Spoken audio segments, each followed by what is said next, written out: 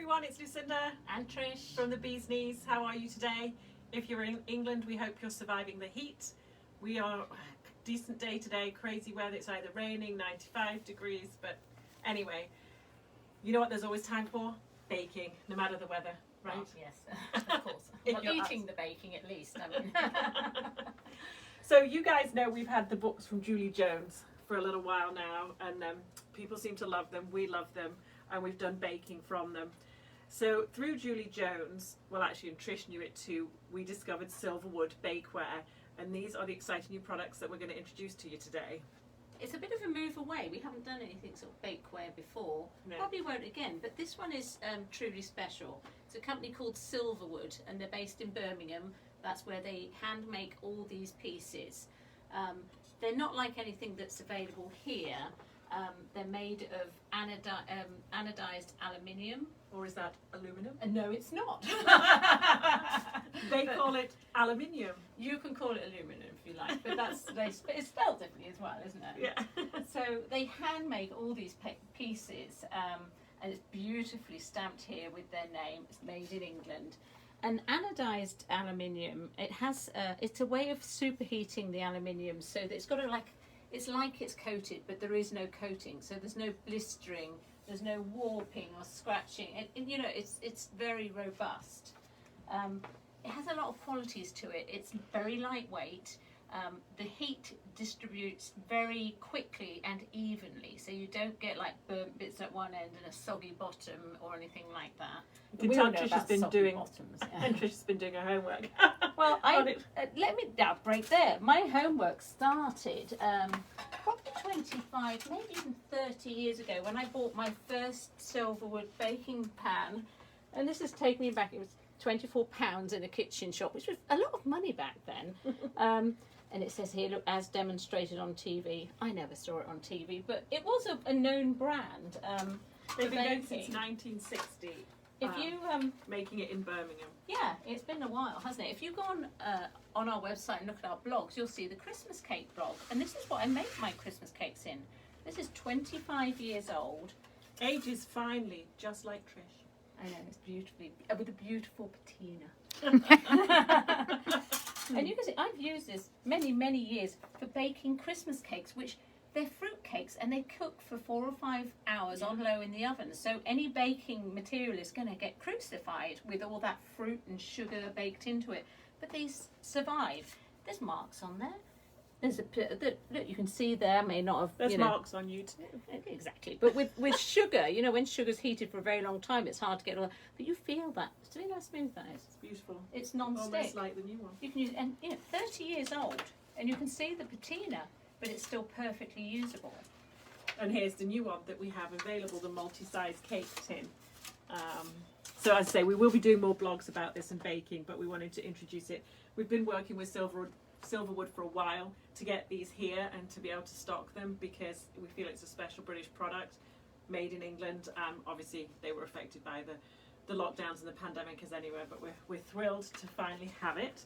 And with that one, you get, if you flip it over again, you get the dividers here, and we can come in, that go across. You can move them around to whatever size you want, but then you can buy an extra set, which we do have, if you want to make even smaller cakes, or have more options on the sizes. So it really is very versatile. And I used to, as well as Christmas cakes, I'd bake a sponge if I wanted a special shape for my kid's birthday or something. You can bake all sorts. And if you bake 4 sponges in it, they all cook evenly because the aluminium cross goes through it. You don't get more cooked at the outside than the inside. It's just does it just right. Yeah, perfect. Now I have to admit, with a Christmas cake, I do put a parchment in there because it bakes for so long. But for anything else, just a light buttering, the wrapper, the butter comes in, put a bit on there, and then maybe sprinkle a bit of flour and tap it off like you would a normal tin. Right, yeah, and they talk about the even bake, and as we said, no soggy bottoms. Very lightweight. So these are used by famous chefs in the UK, such as Delia Smith. If you're a Brit, you'll know that she's kind of the Martha Stewart of cooking in the UK, and she has her line with them. We don't have that, but it's the same product. Obviously, our favourite Julie Jones uses them all the time. She has a line as well, and the cakes come out beautifully. So should we show them a few of the products that they have? A huge line, and we had to be really specific. You missed out some famous. Oh, who? The hairy bikers. The hairy bikers, but there's a show. It features on TV quite a lot. It's called the Great British Baking Show. We call it the Bake Off.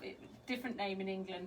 They use a lot of the pieces on there, and as we show you, you might recognise a few of them if you're a fan of the Great British Baking Show. The baking show here, it's called. Yeah. So this is the products that they use on the Bake Off, the baking show. Yeah. So they must be good. If you've ever wondered how they get those perfect bakes, because it doesn't always happen for me. But I said they have a huge range, so we had to really be specific and think, what is a little different? What do we think our customers will like? So these, for making mini. Oh, it's not on the boat. So there's 16 pieces, and they're I think you can see it better in here, can't you? They come in 3 sizes. So there's a 3-inch round, and this is for making individual cakes, cold puddings, would you say? Yep, you can use them as food rings for like salads if you're doing a nice dinner party. Yeah, and you can freeze them as well if you want. All of the bakeware is you can put from the oven to the freezer, and it won't warp. It won't. Nothing's going to happen. Is there a question, Tracy? Oh no. And you can use these as cutters, all sorts of things, but they all come together on the tray, so you can make, and you're going to make. Well, watch this space. I'm hoping to make some mini Victoria sponges this weekend. So that's your specialty. Yes, that's a very good Victoria sponge. Yeah. So we'll see. I have the recipe on a blog too for Victoria sponge, but I'm going to try it probably in the 3-inch, I think, and see how they come out. I like a bigger cake. We're going to be experimenting. Tracy's got to decide what she's making too. Oh, absolutely. That I do. So then we have the dredger. I've actually did snag one of these because my husband broke my vintage china, pottery dredger. So I used it at the weekend. The one thing I noticed about it, incredibly lightweight. And these 2 different dredging tops, great one for icing sugar when you're sort of, sprinkling over like snow. And then the wider one is for flour, which I was using it for. I was making it pastries to flour your surface. Well, you can use that for regular granulated sugar too, I think. Very simple, the way they attach on there. You just slide it up, lift it up like that. Very easy to use, very lightweight, very sturdy. It's going to last a lifetime. Now, what is one thing that most British people miss from home, food-wise? Chips and Yorkshire puddings. Yorkshire puddings. And it's really hard to get Yorkshire pudding tins in this country. So they are like a popover, but popovers are usually deeper, whereas narrower, whereas a Yorkshire pudding is more flat and open. So we'll definitely be trying these out too. And did you notice, does it say on the back, doesn't it? It says Yorkshire pudding tray. It's a Yorkshire pudding 4-cup tray. Yeah. So again, they were not going to stick. You'll need some oil, but we're going to definitely be trying those out with see how our Yorkshire puddings do. Yeah, for that. All right, let's go around. Loaf pans, everybody loves their banana bread. That was a big thing, wasn't it, in the lockdown? I think everybody they've got the £1 and the £2 with a nice lip there, so you can grab hold of it easily. Then we've got baking cookie sheets, a pizza. Oh, I'd love to try the pizza because this is actually really solid. It's actually one of the pieces that's actually quite heavy for what it is.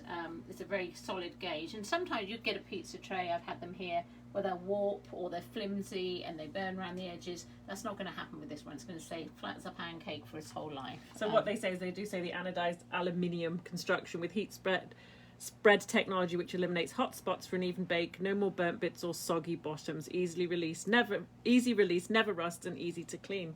Sounds good to me. Yeah, absolutely. I can pop that one back. So then we wanted, what's that one there? One at the back. I love their roasting tins. It's just fairly shallow roasting tin. Now we've got 2 of this design, but what a great idea! It's got that handle there. Look at that. You just pull it in and out. Now this is never going to warp. It's solid as anything. In the oven, and then you've got that handle, and you've got 2 lips either side, in case to control it. So, and each piece has their lovely logo etched on it. So if you followed along with us for a while, you know that Trish and I have done a couple of Zoom pie classes with Julie Jones, which are just so much fun. She's so lovely. And we did use the Simple Simon pie mould, which has been impossible to get hold of for quite some time. It's sold out in England, and we struggled. We actually managed to snag a couple, didn't we? We did. I'm trying to find when the we first recipe. started talking with Silverwood, and there it is. And look at the pies it makes now. Julie Jones, in one of her books, actually uses this pie mould for there we go. So they're the ones we made. We actually did them with the cheese and leek filling, I think, we should post that one. We'll put it on Facebook or Instagram. But they were so easy to use, and then it comes apart. So here's an individual one. So you can buy the set of, that comes as a set of 6, or this one, and these, so you bake your pie in it with the hot water crust, which is the easiest crust in the world to work with. And then it comes, there we go. So basically you bake it, but then you lift the pies out. It does lift out easily, Lucinda. Really, really easily. Oh, it's as easy as pie. It's because it's new. And then basically your pie, it will come out, isn't that yet? And your pie, and it's perfect. And you take those bits out, and when you're rolling out that, if you're using a hot water crust pastry, you can actually mark with these where you need to cut and what size you need. But the other great thing about this tin is, hey, look, you can make a bigger pie, or an even bigger pie. Or you can make a pie the whole length of the tin. So it's very versatile. Yeah, it's great. You didn't know. It's a secret pie tin. So you can get that one, which is the set of 6, or we do have the individual ones if you just want to try with a couple. The little ones, yes. Crock and bouche, never made one, but we were trying to get things that were a little different, as we said. So if anybody wants to... Tracy's, there's a question. Well, after that, there's a question. Yeah. So I think, Tracy, you've made one of these. I have. It's fun. So we might have to... Very messy, but fun. What have you got that you might use for mince pies? We have this one. So this is like one that I have from home. It's the 12-hole tart tray, but it makes a nice... So, I mean, you don't want a huge mince pie. And this is like an old one that I have that needs replacing. I would use this as a mince pie tray, and I'm sure they're going to slide out of there beautifully. Yeah, I mean, you'd butter them first before you put... And the pastry goes straight in there, and again, it cooks nicely on the bottom. It's not going to be soggy. And an English mince pie really isn't much deeper than that. It's so you put your base on, and then with your top on, it's going to be a good size mince pie. So that's it's called the... the 12-hole tart tray, so mini tarts, but certainly I would use that for mince pies. So we'll be doing that near the holidays. Can I show these sizes now? These are also roasting tins. There's one here. And we ordered these ones. We thought, let's get these ones for the people that have toaster ovens. They fit, and we measured the majority of toaster ovens you can get them in. And these are such good quality. If you use a toaster oven a lot, again, not going to warp or anything going to happen to it. And it's going to fit right in there. Well, this one also for the small batch of cookies. Yeah, when you buy that cookie dough, you just want to cook a couple in secret when everyone's out. That's the trick Never. you use. And then there are also the just a regular but nice solid. And you can't bend it. It's rock hard. It really is. It's not going to damage at all. You don't want that to warp. And then of course we don't have the mini one. I'm going to get an individual one. Should talk about that one. What is this? It's for the sticky toffee. This is a special, I say it's one of Lucinda's specialities. Actually, her daughter Caroline makes a really mean sticky toffee pudding, which she puts in here, bakes, turns out in that little individual pudding shape, and then she puts on her, what is it? The sticky toffee sauce. Sticky toffee sauce. They're gorgeous, and she makes them for my husband all the time. It's his favourite. But if you don't want to do 6... But I've actually used it when Delia introduced these. Well, I still lived in England, so that's over 25. Well, it's over 25 years ago. These were called Dario moulds. They call them the mini pudding molds. So I've always used these and just put them like on a baking tray. But this is a new development. But you can do it, but you can use them for any kind of pudding too, sponge puddings.